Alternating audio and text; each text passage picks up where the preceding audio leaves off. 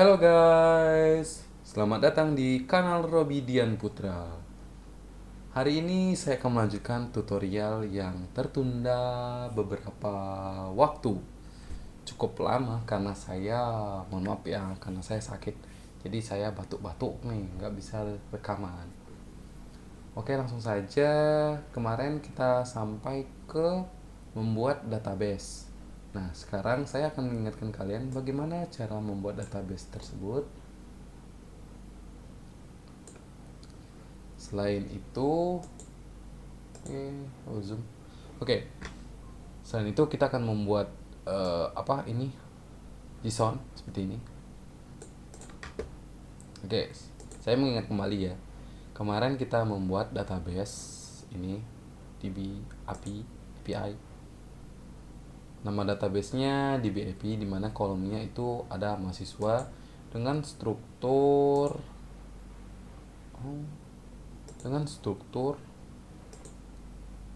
ID, nama, dan kelas. ID itu auto increment, juga primary key. Kemarin saya tidak membuatnya auto increment, kalian bisa rubah dengan mengklik change. Kemudian di sini ada auto increment, kalian checklist, kemudian kalian save. Oke, saya akan menghapus data ini terlebih dahulu biar kita sama. Yes. Nah, sekarang tambahkan sebuah data, insert. Untuk ID-nya nggak perlu diisi karena kita menggunakan auto increment. Jadi yang kalian perlu isi itu cuma nama Robi. Kemudian kelasnya newbie. Kemudian kalian save. Nah, sekarang kalian lihat datanya di browse. Di sini datanya ada 3, ID-nya 3, nama Robi, kelas newbie. Kenapa ID-nya 3? Karena dia mengikuti cache sebelumnya, dimana kita telah menggunakan 1 dan 2. Nah, kalau kalian yang baru memasukkan nama yang ini pasti 1. Jadi saya rubah 1 dengan cara double klik 1. Nah, sekarang data kita sama. 1 Robi newbie. Kalian bisa simpan namanya sesuai nama kalian. Kelasnya mungkin bisa kalian bikin pro atau bikin gimana agar kalian semangat dalam coding. Oke, langkah kedua. Kita akan menuju ke web server. Sebelum saya menuju ke web server, pada tutorial ini kita menggunakan localhost karena keterbatasan kita di internet. Saya sebenarnya ada wifi di sini, tapi saya menggunakan lokal saja agar kita sama-sama di lokal. Jadi silakan buka saja, kemudian pindah ke file system, var www html. Kemudian kalian buat suatu folder di sini, folder create folder. Kalian bikin foldernya mahasiswa. Saya menyukai mahasiswa. Wow, mahasiswa, ini mahasiswa. Kita bakalan mengoding di sini. Untuk langkah pertama, kita membuat pengaturan database-nya terlebih dulu. Silakan klik kanan, bikin file baru, setting server.php.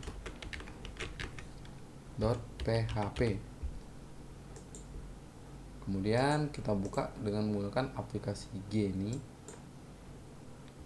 Setelah kita buka dengan editor, kita membuat filenya dengan kita membuat code PHP.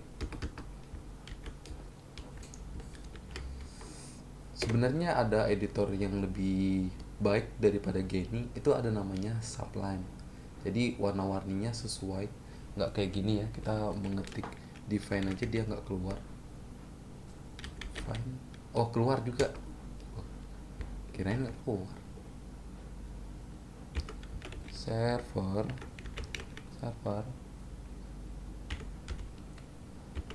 kita berada di localhost.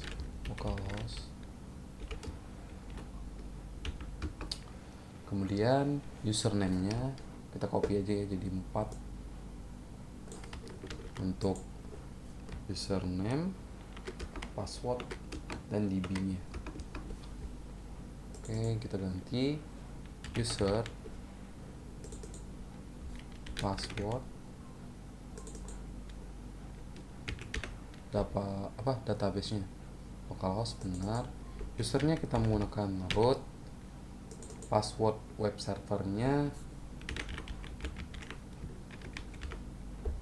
kemudian nama database-nya, angka terakhir adalah membuat connect-nya. Dolar mana dolar nih,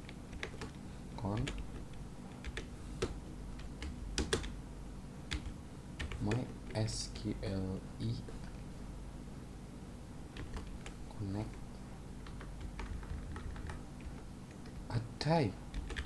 connect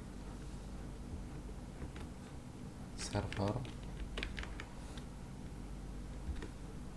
user password stdb. Oke, jangan lupa di save. Kita cek di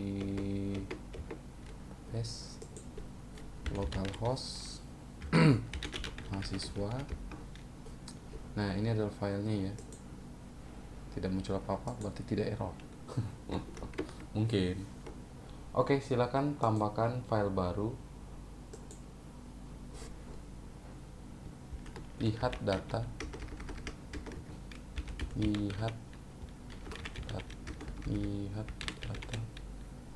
.php dan buka dengan menggunakan editor coding PHP sebagai opennya.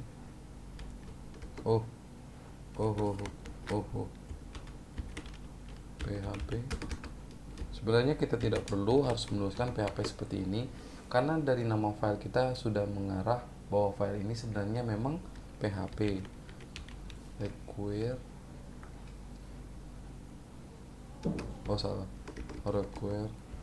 launcher. Nama dari file yang kita bikin sebelumnya sebagai settingan server, dimana kita bakalan memanggil fungsi yang ada di file yang telah kita buat sebelumnya. Seperti ini. Kemudian kita bikin suatu query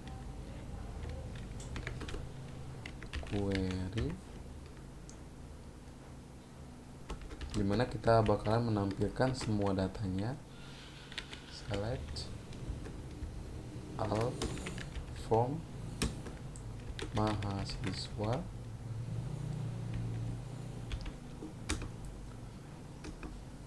kemudian kita mengkoneksikannya dengan perintah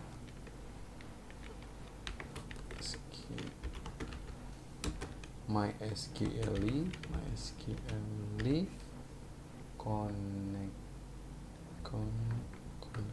connect query ya, seperti ini.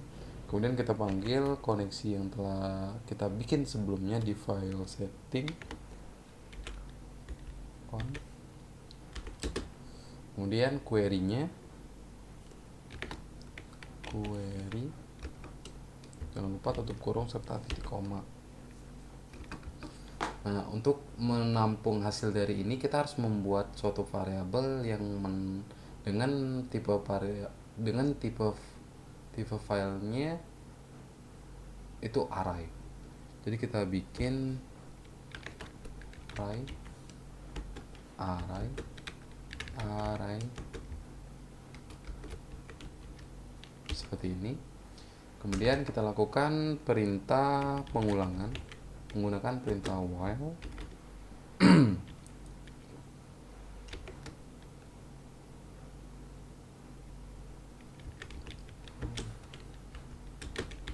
MySQLi fetch array, di dalamnya SQL sebelumnya SQL, ini buka kurung, tutupnya nggak ada, bikin manual array push seperti ini.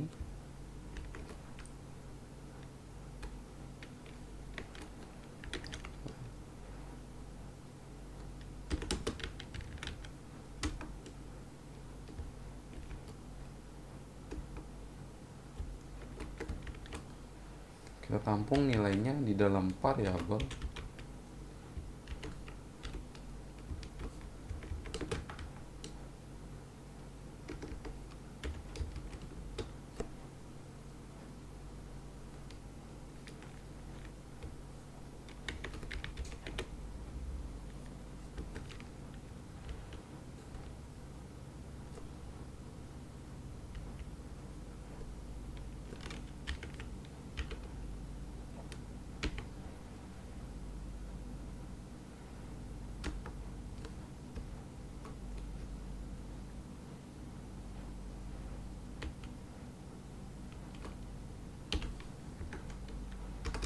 terakhir tampilkan dengan perintah JSON encode arraynya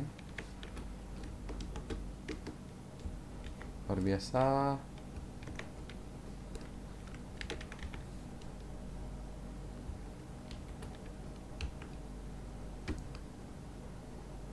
Kemudian kita tutup koneksi kita SQL di close fungsi connection. Nah, sekarang kita coba di browser, refresh, klik lihat data. Oke, datanya ada ID mahasiswa 1. Di database kita itu ada ID, nama, sama kelas. Jadi kita tambahkan lagi codingannya. Ini ya. Copy saja, koma, paste, koma, paste. Ini jadi kelas, ID, nama, dan kelas, nama, kemudian kelas. Nah, sekarang save, kemudian lakukan refresh kembali. Oke, nah hasilnya seperti ini. Mungkin seperti ini kalian masih bisa baca. Bagaimana kalau JSON-nya panjang? Baik, kita bakalan mencoba dengan menggunakan aplikasi Postman untuk melihat pola dari JSON ini. Silakan buka Postman yang telah kita install pada tutorial sebelumnya.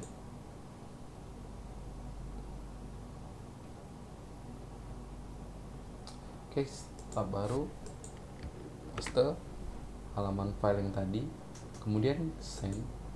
Nah, di sini kalian bisa lihat hasilnya seperti ini. Mungkin ini masih sama seperti browser tadi karena ini HTML. Jadi kita rubah menjadi JSON. Nah, seperti inilah bentuk JSON yang ditangkap dari API kita tadi. Oke, next tutorial kita akan masuk ke Android-nya. Bagaimana kita menangkap JSON ini dan menampilkannya di aplikasi Android. Oke, terima kasih telah menonton tutorial singkat ini. Jika saya ada salah, mohon dimaafkan dan mari kita bahas bersama agar dia lebih benar. Jangan lupa langganan kanal saya. Demikianlah tutorial ini. Selamat sampai tujuan. Sampai jumpa.